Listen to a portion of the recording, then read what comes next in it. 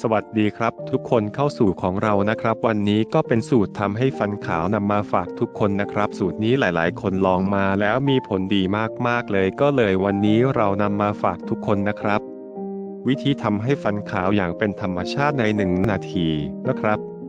เราต้องการข้าวสารใส่ข้าวสาร2 ช้อนโต๊ะลงในเครื่องบดไฟฟ้าบดข้าวสารให้ดีจนเป็นผงข้าวสารทำให้ฟันขาวขึ้นและขจัดความเหลืองออกจากฟันร่อนแป้งข้าวสารเพื่อให้ได้แป้งที่ละเอียดใส่ผงข้าว2 ช้อนชาลงในชามเติมน้ำมะนาว2 ช้อนโต๊ะน้ำมะนาวทำให้ฟันขาวขึ้นและขจัดกลิ่นปาก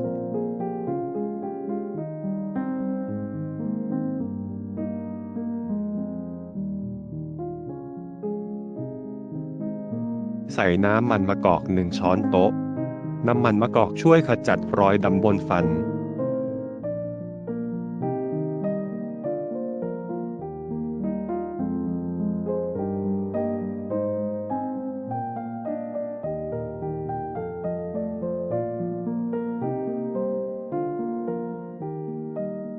เพิ่มยาสีฟัน1 ช้อนโต๊ะ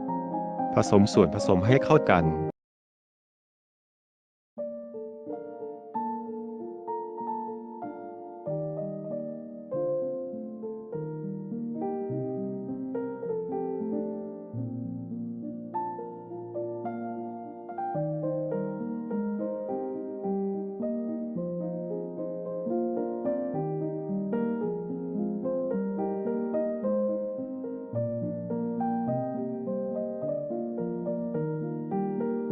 วิธีใช้สูตรจุดแปรงฟันของคุณให้ดีด้วยส่วนผสมนี้เป็นเวลา1 นาทีนะครับเน้นที่สีเหลืองและจุดด่างดำบนฟันของคุณคุณจะสังเกตเห็นผลลัพธ์ที่น่าทึ่งตั้งแต่ครั้งแรกที่ใช้สีเหลืองจะหายไปและคราบหินปูนจะหลุดออกจากฟันของคุณคุณจะมีฟันที่ขาวและแวววาวดุจไข่มุกเพื่อผลลัพธ์ที่ดีที่สุดให้ทำสูตรนี้ซ้ำวันละ2 ครั้งขอบคุณที่รับชม